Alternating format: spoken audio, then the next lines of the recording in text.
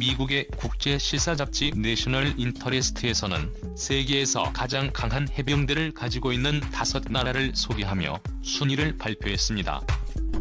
아시아에서는 2개국이 선정됐는데요. 한국은 4위로 평가되었으며 중국은 5위에 그쳤습니다. 한국의 군사력은 매년 가파르게 상승하고 있습니다. 덤덤한 뉘앙스로 순위를 소개하면서 이 사실을 부정하고 싶어 하는 모습을 보이기도 하는데요. 세계 최강 해병대의 순위를 소개하는 중국 기사의 내용을 보자. 미국 내셔널 인터레스트에서 세계에서 가장 강한 해병대 순위를 매겨 발표했습니다. 중국은 5위로 평가되었으며 중국의 앞 순위에는 어떤 나라들이 있을까요? 미국이 2위로 평가되었으며 그 뒤로 러시아, 영국 그리고 뜻밖에도 한국이 각각 순위를 차지하였습니다. 미국 군사력으로 볼 때 미국 해병대가 세계 2위라는 사실은 의심할 여지가 없을 것입니다. 미국 해병대는 18만 6천 명의 현역 군인과 약 3,800명의 예비역이 있습니다. 이는 2위부터 11위까지 국가의 해병대 인원을 합친 것과 맞먹습니다.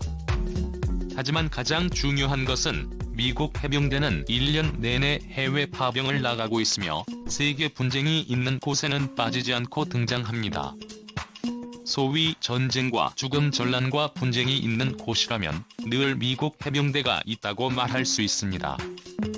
그렇기에 실전 경험이 가장 많을 수밖에 없고 세계 제1이라는 타이틀이 부끄럽지 않습니다.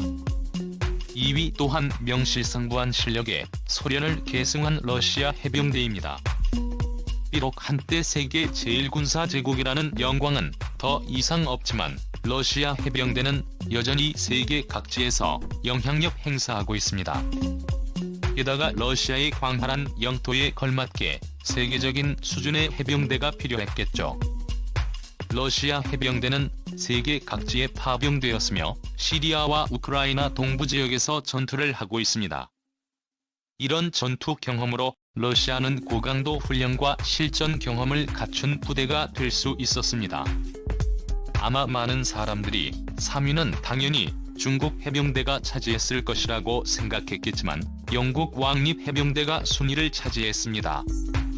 영국 왕립 해병대는 비록 7,000명밖에 되지 않지만 해병대 내의 각 부대마다 작전 임무를 수행합니다.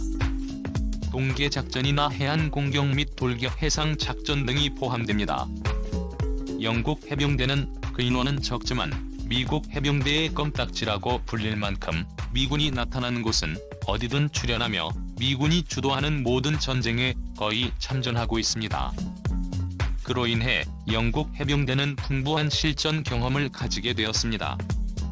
인원수로는 그다지 우세하진 않지만 전투력은 미국군에 뒤지지 않다고 할 수 있습니다. 가장 의외인 것이 바로 사회입니다.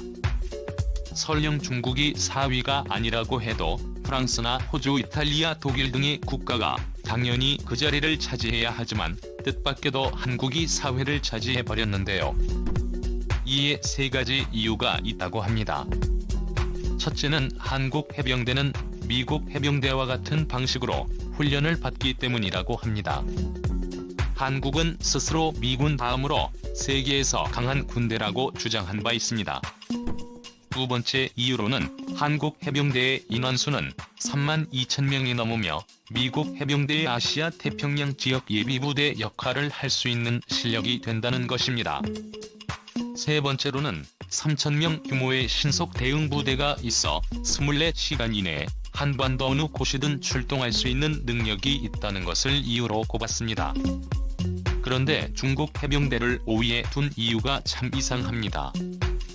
중국 해병대는 3년 전에 그 인원을 3만 명으로 증원시켰지만 여전히 전통적인 해군 작전부대에 불과하고 주요 임무로는 해군 함선과 기지를 호위하는 정도라는 것입니다.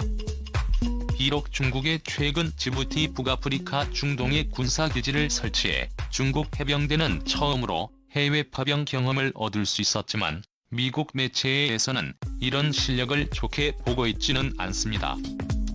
중국 해병대의 이러한 행보는 앞으로 중국 해병대의 위상이 점점 더 커질 수 있다고 볼 수 있겠지만 실제 전투력은 높지 못했으며 발전도 하지 못했다는 것입니다. 이런 편견이 어디서 생겼는지는 모르겠지만 미국 매체가 평가한 이 순위가 객관적이지 않다면 아마 이런 평가를 한 사람은 아직도 20세기 말에 살고 있어서 중국 해병대가 얼마나 도약했는지 보지 못한 것 같습니다. 만약 객관적으로 현재의 중국 해병대를 평가한다면 비록 미국 해병대까지는 아니겠지만 영국과 한국 정도는 챙길 수 있고 러시아도 능가할 수 있으며 머지않아 미국과 어깨를 나란히 할 수 있다는 것에 의문의 여지가 없을 것입니다. 이렇게 한국 해병대가 중국보다 낫다는 평가를 받는 이유로 일부 중국인들에게서는 피지컬 때문이 아니냐라는 소리도 들리는데요. 실제로 중국 사이트에서 한국인들의 피지컬과 외모가 왜 이렇게 뛰어난지 궁금해하는 중국인들이 많으며 이에 한국 남자들의 피지컬에 대해 분석하는 중국인들까지 나타나고 있습니다. 심지어 왜 한국인은 그렇게 신체적으로 뛰어난지에 대한 영상 등까지 만들어 이유를 찾아내고 있는데요. 영상에서는 한국인이 신체적으로 뛰어난 이유를 3가지로 들며 중국인이 약한 이유도 이야기하고 있습니다. 그러면서 중국인들의 자성을 요구하고 있는데요. 한국인은 왜 그렇게 피지컬이 강할까요? 한국인들의 피지컬은 거의 아시아에서 최고라는 사실은 운동 좀 하는 사람들이라면 모두 알 것입니다. 그럼 한국인들의 피지컬은 왜 이렇게 강한 것일까요? 제가 3가지 이유를 꼽아보았습니다. 첫 번째로는 청소년들의 신체 단련에 다르다는 것입니다.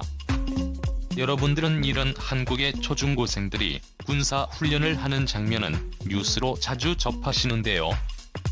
한겨울에 무통도 벗고 눈밭에서 살고 피어표기 같은 운동을 하는데 중국 학부모들은 좀 믿기 힘든 눈으로 애들이 추위 때문에 감기에 걸릴 것이라고 생각하십니다.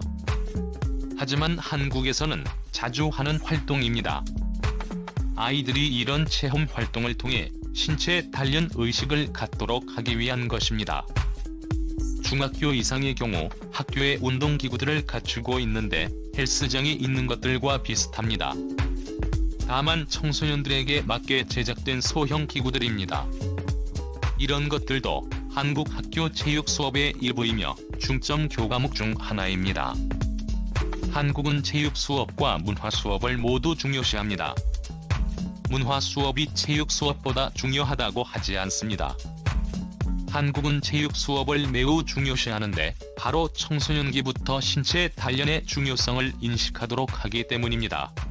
군복무 또한 중요한 요인입니다. 의무적인 군복무는 한국인들의 신체 능력을 향상시키는 중요한 원인입니다. 한국에서 군복무는 정말 가혹합니다. 실시한 군사훈련 같은 것이 아닙니다. 한국의 군복무는 실로 엄격한데 어째서 이렇게 가혹한 것일까요? 신체 조건이 표준에 미치는지를 알기 위해 선별하는 과정을 진행합니다. 그러면 같은 훈련을 진행했을 때 무리가 없겠죠. 하지만 한국은 다릅니다. 한국은 체력 상태가 어떻든 간에 반드시 무조건 훈련에 참여해야 합니다. 그렇기 때문에 체력이 약한 사람들의 경우 적응하기 어렵겠죠. 그러다 보니 병역 기피로 이어지는 경우가 많고 강도 높은 훈련을 견딜 수 없어서 극단적인 선택을 하는 경우도 있습니다. 그러나 이 때문에 한국인들의 체력이 전반적으로 업그레이드 된 것입니다. 그리고 전역 후에도 한국인들의 신체 단련의식은 계속됩니다. 왠지 몸이 건강하지 않다는 생각을 하게 되면 바로 헬스장으로 가서 땀을 빼는 문화가 자리하고 있습니다. 하지만 그러다 보니 한국인들의 엄격함도 엿볼 수 있는데요. 바로 뚱뚱한 것에 대한 무시입니다. 한국인들은 비만인 사람들을 좋아하지 않으며 취업을 할 때도 비만인 사람들은 잘 채용되지도 않습니다. 그래서 비만인들은 한국에서 아직도 스트레스를 많이 받는다고 할 수 있습니다. 그래서인지 운동은 하나의 트렌드로 자리 잡게 되었습니다. 특히 20대부터 30대까지는 운동이 거의 일상적인 활동이라고 할 수 있습니다. 이 세 가지가 바로 한국인이 아시아에서 가장 신체적으로 강할 수밖에 없는 이유입니다. 어떤 사람은 이스라엘 사람들도 의무적으로 군복무를 하는데 왜 한국인보다 못한가? 라고 묻기도 합니다. 이스라엘 사람들은 처음 두 가지 이유에서 한국과 비슷하지만 세 번째 성인들의 자기관리 운동 문화가 없다는 점에서 한국과 비교할 수가 없습니다. 한국은 비만율 하나로도 이스라엘과 비교할 수 없습니다. 한국에서는 40, 50대 아저씨도 술배가 많이 없습니다. 40, 50대 아저씨들도 건강관리에 신경을 많이 있습니다. 우리나라 중국 사람들의 신체 조건들을 다시 한번 살펴볼까요? 2000년 이후 태어난 아이들은 뉴스에서 자주 보도하는 것을 토대로 본다면 군사훈련을 진행했을 때 대부분이 쓰러질 것입니다. 체력이 지금과 많이 다른데 한국과 견줄 필요도 없이 우리 세대와 비교해도 차이가 많이 납니다. 수치를 한번 보겠습니다. 국가체육총국에서 발표한 2014년 15세 이상 아이들의 운동량 조사 결과입니다. 여러분 턱걸이 평균수가 몇 개인지 보세요. 10살인데 4개도 안 되죠. 사람들에게도 안 되는데 정말 안 믿기시죠? 제가 중학교 때에는 10개는 해야 합격이었습니다. 10개를 기준으로 보면 지금 아이들은 몇 명이나 합격했을까요? 저는 우리나라 중국 청소년기에 체육 교육이 퇴보되고 있다고 생각합니다. 적어도 우리에 비하자면 퇴보하였습니다. 이럴 때 우리는 한국인들에게 배워야 한다고 생각합니다. 한국인들의 체력 능력이 높아진 원인을 배워야 하며 체력 훈련을 많이 해서 비만율을 낮춰야 합니다. 한국인들의 체력 단련 의식들은 우리가 배워야만 합니다. 자긍심이 대단한 중국인들의 이런 반응은 이미 세계에서 인정받고 있는 한국에 대한 평가를 거스를 수 없기 때문에 인정하는 방향으로 가고 있다고 해석할 수 있습니다. 결국 한국인의 지위가 그만큼 올랐다는 사실을 반증하는 것이겠죠. 경제면 경제, 외교 및 외교 그리고 군사면에서까지 엄청난 성장을 하고 있는 한국 역시 뭐 하나 똑 부러지게 완벽한 한국인이 정말 자랑스럽습니다. 끝까지 시청해주셔서 감사합니다.